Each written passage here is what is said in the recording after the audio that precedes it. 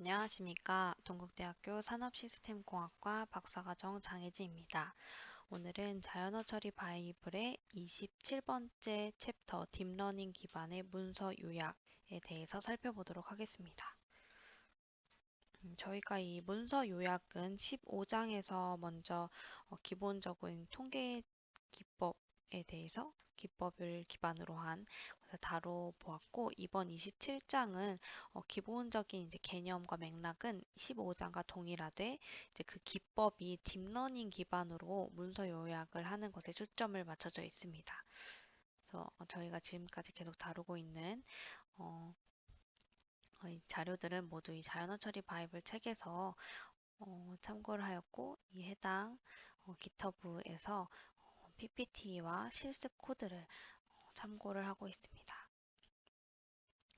그래서 저희 먼저 오늘 챕터에서는 이 딥러닝 기반의 동향에 대해서 간단하게 살펴보고, 이 기법들을 활용한 추상 요약에 대해서 다뤄보도록 하겠습니다. 그래서 저희가 앞선 15장에서는 기본적인 접근법을 소개를 하였고, 이번 장에서는 딥러닝 기반의 문서 요약을 다룹니다.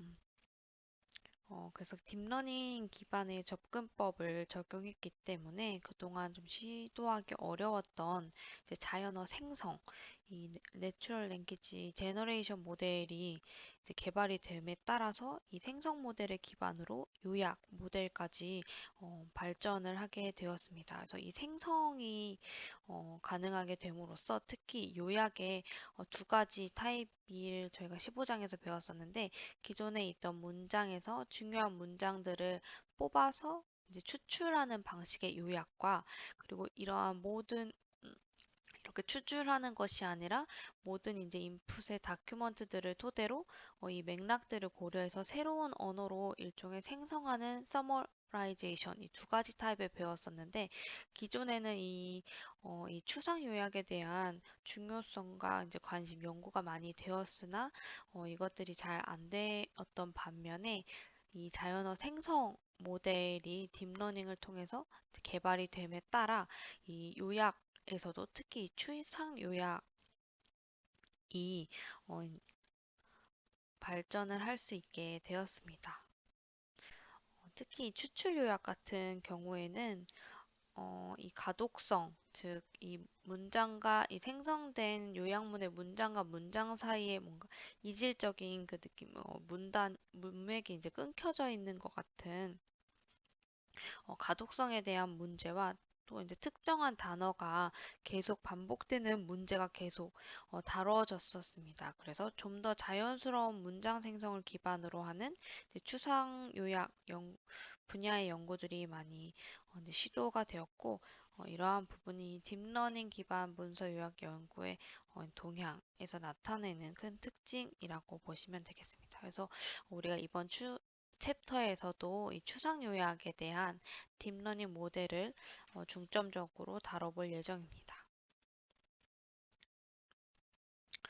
특히 이제 먼저 순환신경망을 이제 말씀드리기 앞서 이 기계 번역을 이제 아까 말씀드렸는데, 이 기계 번역에서도 인코더 디코더 모델이 나옴으로써 이 인코더 디코더의 아이디어를 받아서 이 추상 요약 모델이 등장을 하게 되었습니다. 그래서 기계 번역은 예를 들어 한글에서 영어에 대한 번역을 인코더 디코더로 사용해서 학습을 하는 것처럼, 여기서는 긴 문장과 이제 짧게 요약된 문장을 이제 인코더 디코더로 함으로써 이제 요약문을 생성할 수 있게 되었습니다. 그래서 먼저 이제 특히 언어 모델은 순환신경망의 등장으로 많은 발전을 해왔죠. 그래서 이 요약 문서에서도 RNN 모델을 일종의 이제 표준화된 방법으로 많이 활용을 해왔습니다.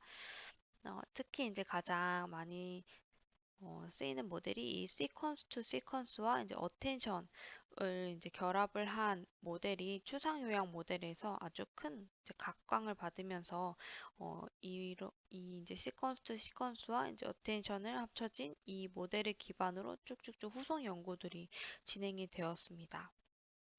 그래서 이 모델에 대해서 살펴보면 크게 이제 소스 텍스트를 입력받아서 인코더에 넣는 부분, 그리고 디코더, 그리고 이 인코더 부분이 어텐션을 기반으로 이제 컨텍스트 벡터가 들어가고 이제 여기서 최종적인 이 보캐블러리 디스트리뷰션이 나옴으로써 서머라이제이션 아웃풋이 나오게 되는 이 네 가지 파트가 있고 이제 이거의 각각 단계별로 이제 상세한 설명을 드리겠습니다. 그래서 설명은 이 그림을 보면서 드리도록 하겠습니다.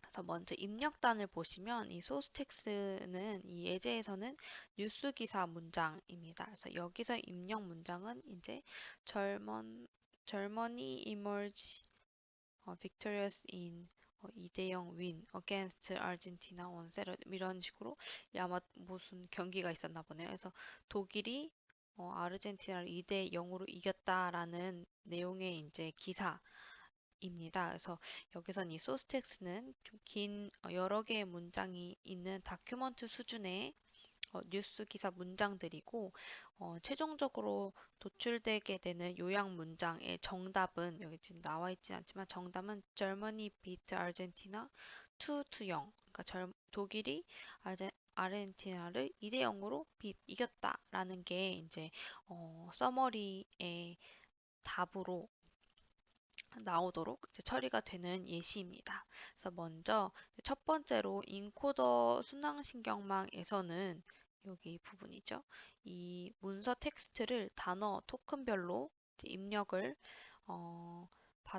받는 작업을 먼저 수행을 하고 인코더 응익 상태에서는 여기 인코더의 이제 응익 상태에서는 이 시퀀스를 만들어내게 됩니다. 그래서 이 그림에서는 인코더 이제 방향이 양방향으로 진행이 되는 것을 볼 수 있습니다. 인코더에서는 이 전체 문서 텍스트에 대한 읽기 처리를 여기서 이제 모두 마치게 되면 이 디코더 순항심 여기 지금 다 RNN 기반이죠. 여기 또 양방향의 RNN이고 여기서도 이제 RNN 기반의 디코더를 썼는데 이 디코더 순환신경망에서도 요약문의 형태를 만들어내기 위해서 이제 단어들의 시퀀스를 이제 스타트부터 이제 하나씩 여기서는 아직 이제 두 번째 단어까지 나온 상태에서의 이제 개념도 아키텍처이네요.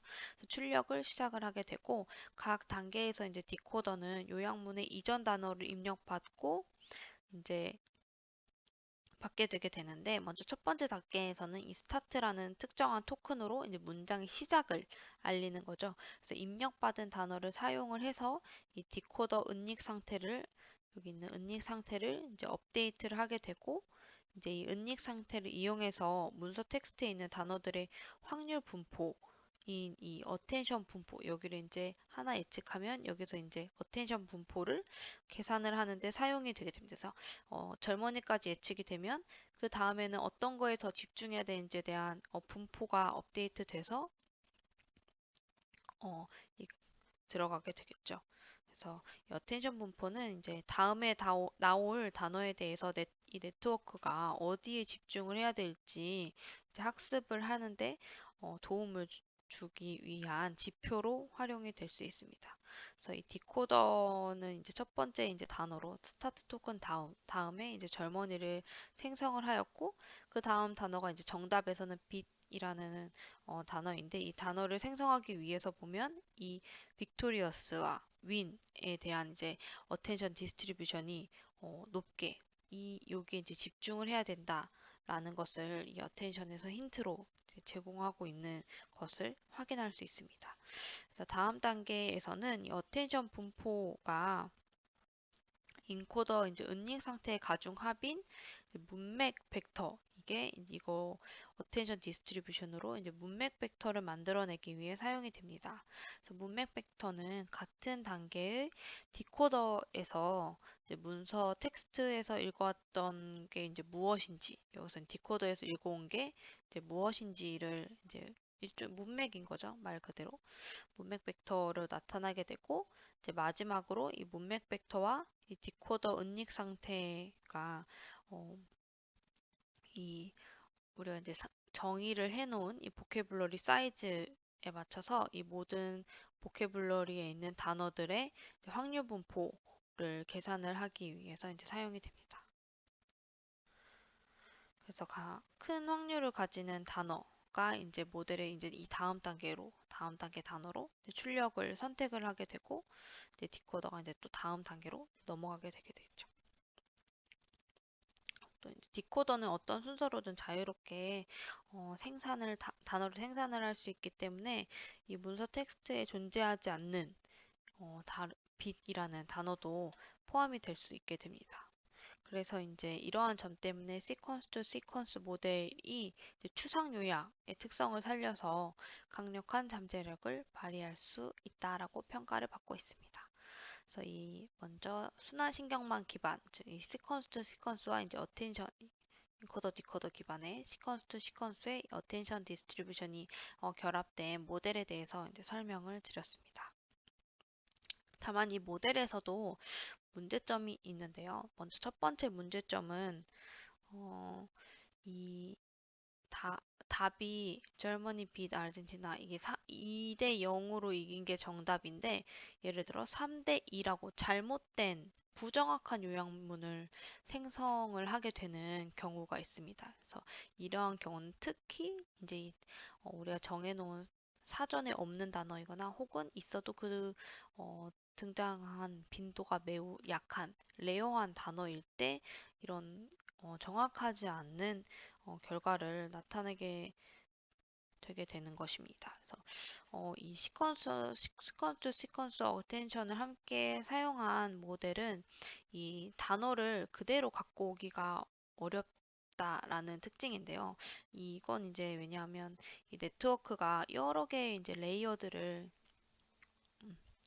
여기서는 우선 하나의 레이어만 보긴 했지만 이제 여러 개의 레이어를 거치면서 원본 단어를 어떻게든 이제 복구를 해서 갖고 와야 되는데, 그럴 때 이제 이 여러 개의 단어를 거치면서 정보가 소실이 되는 것입니다. 특히 이제 이게 희귀한 단어였다라고 하면 어, 이 임베딩 자체가 성능이 좋지 않게 나오게 되고, 이 좋지 않은 성능의 임베딩 값은 결국 이 단어의 특성을 잘 반영을 하지 못하는 것과 같기 때문에 이 다른 비슷한 단어 임베딩이 결국 벡터화 시키는 거잖아요. 그래서 그 주위에 있는 다른 비슷한 벡터 값으로 잘못된 정보로서 결과가 도출이 되게 되는 것입니다. 그 다음에 또 이제 두 번째 문제는 이 같은 단어가 계속 반복이 돼서 결과가 도출이 되는 것인데요. 이런 경우도 우리가 뭐 문장 생성 모델에서는 많이 겪게 되는 문제점 중 하나라고 볼 수 있겠습니다.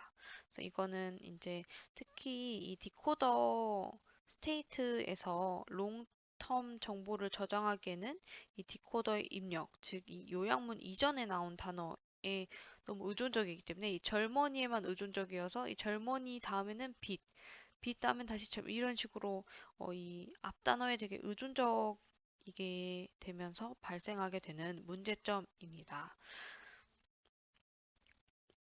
그래서 이러한 문제점을 해결하기 위해서 여러 가지 방법들이 제안이 되었는데요. 그래서 그 중에서도 이제 이번 챕터에서는 콤비네이션 방법과 또 커버리지라는 테크닉에 대해서 다뤄보도록 하겠습니다.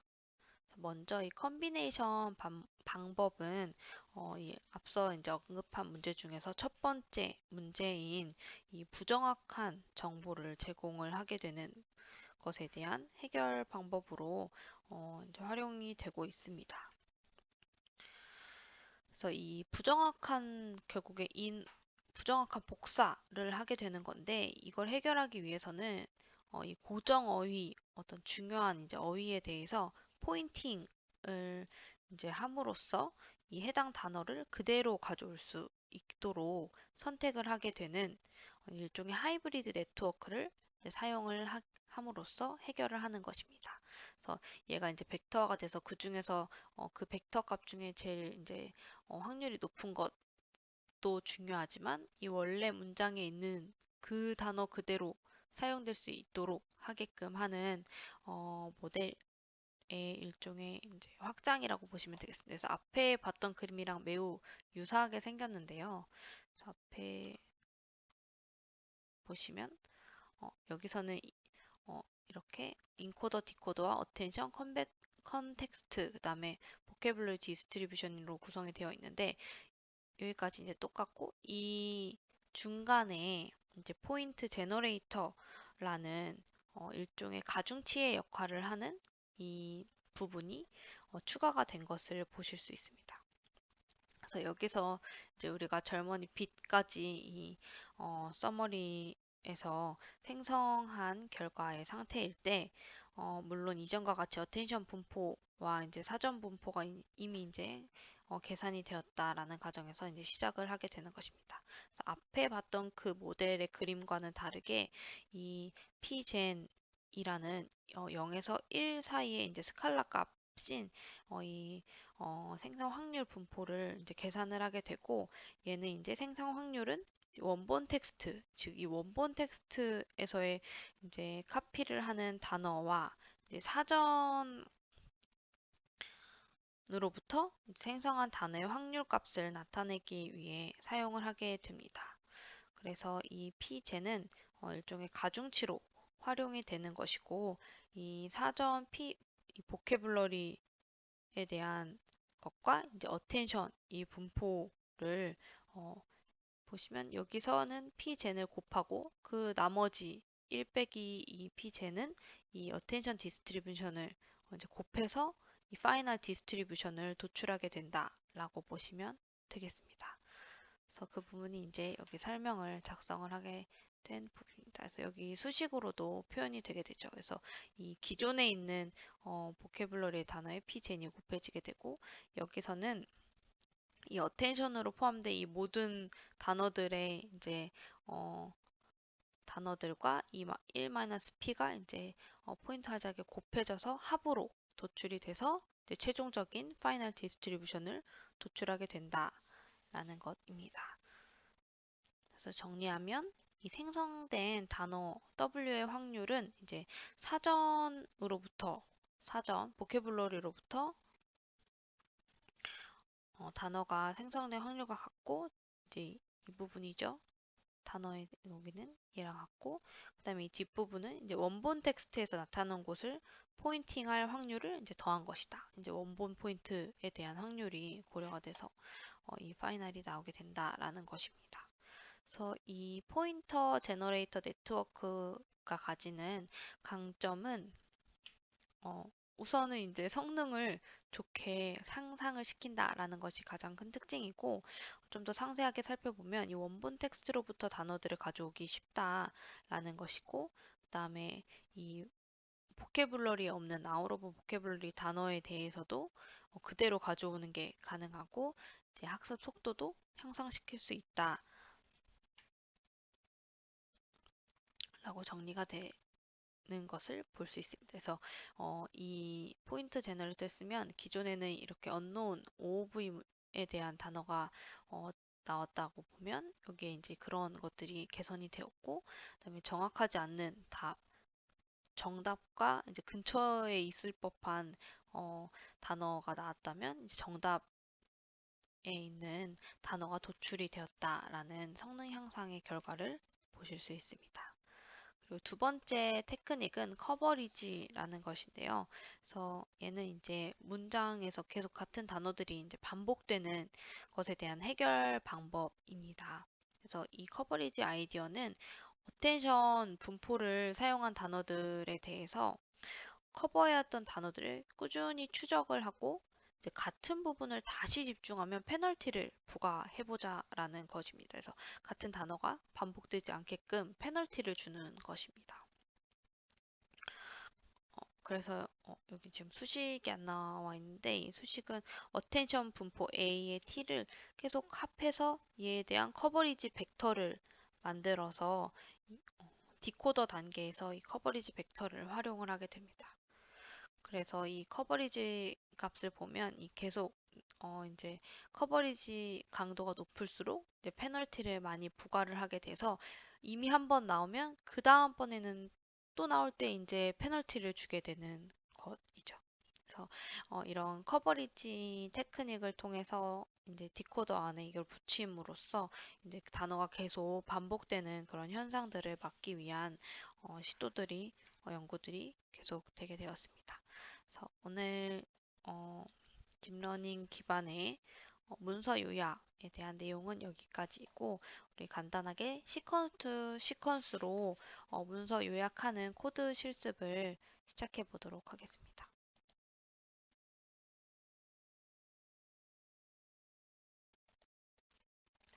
네, 그래서 잘 보이시죠? 먼저 이제 저희가 이제 필요한 패키지들을 쭉 불러오고 우리 이제 전처리하는 부분 이 내용이 좀 상당히 많이 비중을 차지해요. 그래서 먼저 이제 전처리하는 파트에 대한 이제 패키지들만 먼저 불러오고 전처리를 시작을 한 다음에 그 다음에 이제 모델 쪽을 나눠서 진행을 해보도록 하겠습니다. 저희가 이제 이번 챕터에서 쓰는 데이터는 15장에서 썼던 데이터와 똑같습니다. 그래서 이 리뷰, 아마존의 푸드 리뷰를 갖고 와서 쓰도록 하겠고 여기 이제 10만 개의 데이터가 있고 지금 텍스트와 그다음 서머리 행이 열이죠. 텍스트 원본 텍스트와 이제 요약된 정답 데이터가 이미 있는 상태에서 이제 학습을 진행하는 예시입니다. 그래서 이제 10만 개인 것을 보았고, 그 다음에 보시면 이 텍스트에서 이제 전처리를 여러 개를 하게 되는데, 이제 간단 중복 제거, 중복된 거 있으면 제거하고, 널값 있으면 제거를 해서 10만 개에서 이제 많이 탈락을 했네요. 그 이후에 이제 저희가 전처리 이런 이 단어를 줄임말을 이제 풀어서 쓰는 또 이제 전처리를 해보도록 하겠습니다. 그래서 이 contractions는 이미 사전에 정의가 되어 있습니다. 여기 앞에 그래서 걔를 그대로 갖고 와서 일단 먼저 변수에 딕셔너리 형태로 저장을 해줄 것이고요.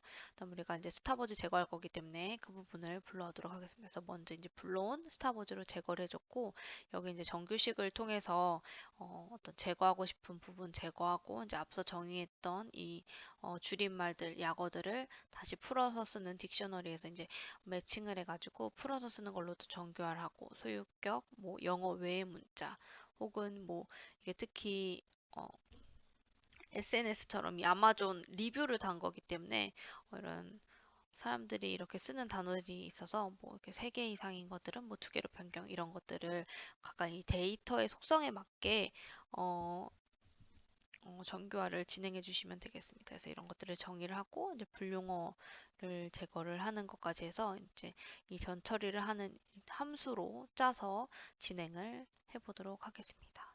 그래서 우리가 지금 쓰려고 하는 데이터 중에서도 원본 문장인 텍스트와 그다음에 정답 문장인 서머리 이 두 개의 열을 활용을 할 것이고요. 이제 각 데이터마다 앞서 정의한 이 전처리 함수에 맞춰서 전처리를 진행을 해서 걔를 이제 새로 어, 전처리된 애들을 다시 바꿔 갈아 끼는 작업을 하고 그다음에 길이가 공백인 건 널 값으로 해서 확인을 해보도록 하겠습니다. 그래서 분용어도 이제 정의를 하였고 전체 샘플 수가 이제 또 줄어든 것을 확인할 수 있겠네요.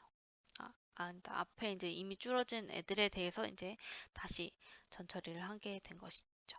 그래서 이게 이제 우리가 특히 랭귀지 모델 같은 경우에는 길이를 똑같이 맞춰줘야 되기 때문에 뭐 제일 긴 거를 찾아서 거기에 맞출 수도 있겠지만 또 너무 길게 되면 그만큼 학습의 효율성이 떨어지기 때문에 이거 어느 정도 길이를 보면 좋을까를 이제 여기서 살펴보았습니다. 그래서 길이 분포들을 살펴봐서 최소, 최대, 평균 이런 것들을 쭉 한번 살펴보고 정해야겠다.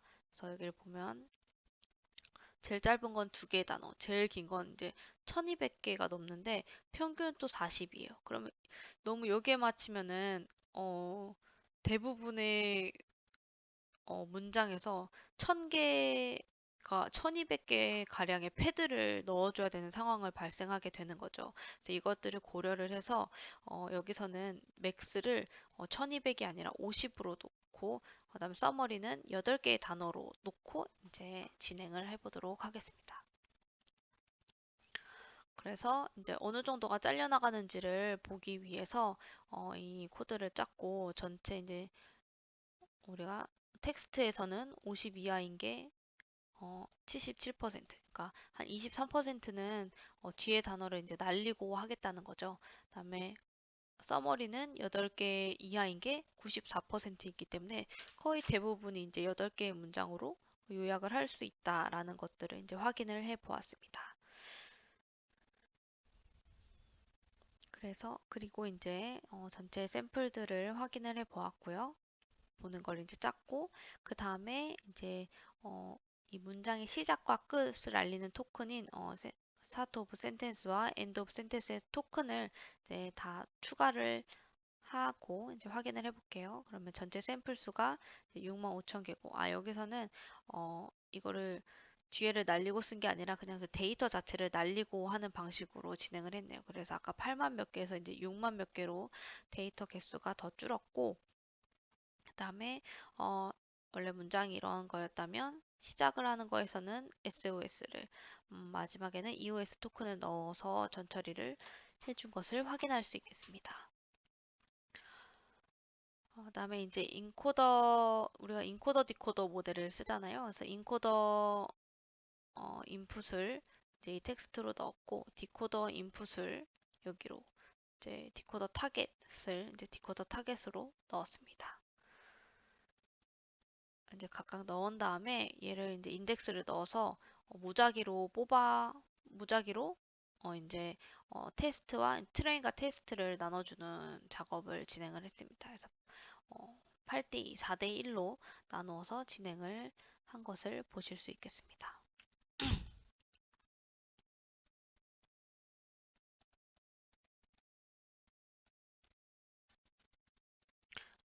어,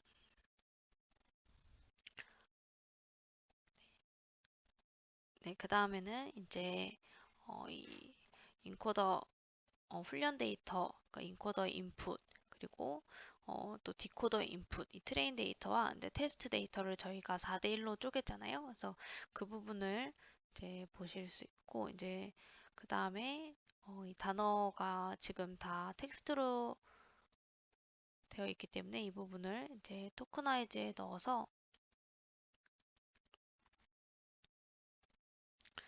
진행을 해보겠습니다. 그래서 단어의 수는 이렇게 되고, 이 단어가 7번 이상 나온 단어에 대해서만 이 보캐블러리 안으로 정의를 해 주었습니다. 그리고 이 등장 빈도가 더 작으면 걔네들을 이제 희귀 단어에 넣을지에 대한 부분을 정의를 준 것을 보실 수 있습니다. 그래서 최종적으로 이 보캐블러리 사이즈를 8,000개로 정의를 하였고, 그다음에 거기에 맞춰서 이 토커나이즈를 정의를 해서 인코더 인풋 트레인을 이제 이 토커나이즈로 변환을 텍스트를 이제 정수 시퀀스로 변환을 해주는 작업을 진행을 하였습니다. 저희는 이제 트레인과 테스트 셋 모두 다 진행을 해서 이 해당 변수에 넣어준 것을 볼 수 있습니다. 마찬가지로 이제 네, 마찬가지의 과정을 디코더에 대한 데이터에 대해서도 여기서는 디코더는 2000개의 보캐블러리 사이즈로만 진행을 하였습니다. 그래서 2000 이 부분 여기서는 뜰수도 6으로 나눠서 디코더에 대해서도 똑같은 작업을 진행을 하였습니다. 그래서 디코더에 넣을 데이터도 다 정수 시퀀스로 단어 토큰에서 정수의 시퀀스로 바꿔주는 작업을 진행을 하였습니다. 그 이후에 이제 문장의 길이가 1인 경우는 또 학습의 성능에 저해를 할 요소이기 때문에 이 드롭을 하는 작업을 진행을 하였고, 최종적인 이제 이 데이터에서 좀 일종의 노이즈 제거인 거죠. 그래서 이것까지 모두 마친 데이터의 개수는 훈련 데이터는 5만 1,000개 정도, 그 다음에 테스트는 13,000개 정도가 이제 뽑혀져 있는 것을 보실 수 있습니다. 그 다음에 이제 뭐 각 단어에 지금 정수까지 변환이 된 상태죠. 근데 그 길이가 모두 다 다른 상태이기 때문에 앞서 정의한 최대 맥스 렌에 맞춰서 텍스트 맥스렌과 서머리 맥스렌에 맞춰서 각각의 인풋 트레인 테스트, 인코더 인풋 트레인 테스트, 디코더 인풋 트레인, 그다음에 타겟 트레인 테스트 각각을 이제 모두 패드 처리를 해주는 과정을 진행을 하였습니다. 그래서 여기까지가 이제 전처리 부분입니다. 그래서 이 모델 안에 넣을 데이터 셋, 이 6개의 데이터 셋을 만드는 과정까지가 거의 스크롤바를 보시면 3분의 2 정도를 차지하게 되네요. 그래서 이 전처리까지 모두 마치면 우리가 이제 LSTM 기반으로 인코더, 디코더, 시퀀스 투 시퀀스 모델을 만들 거기 때문에 그 부분을 이제 필요한 패키지를 이제 텐서플로우에서 불러오는 과정을 정하겠습니다. 그리고 우리가 이제 임베딩 디멘전은 128, 그리고 히든 사이즈를 256으로 정의를 해서 진행을 하겠습니다. 그래서 먼저 인코더의 인풋은 우리 맥스렌으로 이제 정의한 것을 쉐입으로 해서 인풋을 넣고 걔를 이제 임베딩 층으로 넣어서 얘를 이제 임베딩 청에 넣어서 인코더 임베딩에 넣고 우리 LSTM을 3개의 층으로 쌓아서 진행을 하는 것으로 예시가 구성이 되어 있습니다. 그래서 LSTM 3개를 쌓아서 이제 넣어서 각각 이제 진행이 되는 것을 이제 정의를 하였고요. 그래서 여기까지가 이제 인코더이고 디코더는 똑같이 이제 디코더는 똑같이 진행하되 여기서는 이니셜 스테이트만 이 우리가 인코더에서 받은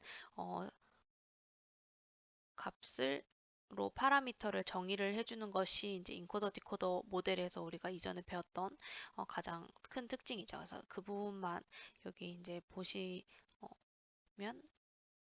그 부분을 또 한번 체크를 해서 코드를 짜주셔야 하고 나머지 부분은 동일합니다. 그 다음에 이 디코더도 입력을 넣고 이제 출력을 이제 댄스로 쌓아서 스프트 맥스에 넣어서 이제 결과의 단어의 프로버빌티가 나오게끔 정의가 됩니다. 그래서 우리가 이제 인코더 디코더까지 정의를 했고 이제 최종적인 모델은 인코더 인풋과 디코더 인풋을 넣어주게 되고 여기 아웃풋은 이렇게 디코더 소프트맥스 아웃풋으로 정의한 것을 넣어서 이제 모델을 정의를 하였습니다. 그래서 우리가 한 모델을 보면 인풋 레이어에 임베딩 넣고 LSTM을 이제 3개 층을 넣은 것을 1, 2, 3 이렇게 3개를 넣은 것을 이제 볼 수 있습니다. 그래서 모델을 컴파일해서 우리가 이제 로스 옵티마이저랑 로스 함수를 정의를 해서 보면 될 것이고 어, 아, 제가 이게 처음에 돌렸을 때는 에포크 하나당 거의 15분씩 걸려서 우선 에포크를 10으로 그래서 1만 넣고 쭉 돌아가는지를 체크를 하고 지금 10으로 다시 늘려서 돌리고 있는데 앞에 이제 녹화를 뜨는 동안에도 아직 6번의 에포크까지밖에 안 돌아갔네요. 그래서 우선은 잠시 멈췄다가 결과가 나오면 이어서 하도록 하겠습니다. 네, 이제 모든 에포크 10번에 대한 결과가 다 나왔기 때문에 훈련된 결과 확인과 그리고 이 훈련된 모델을 기반으로 예측된 결과를 실제 확인을 해보는 코드를 이후에 확인을 해보겠습니다.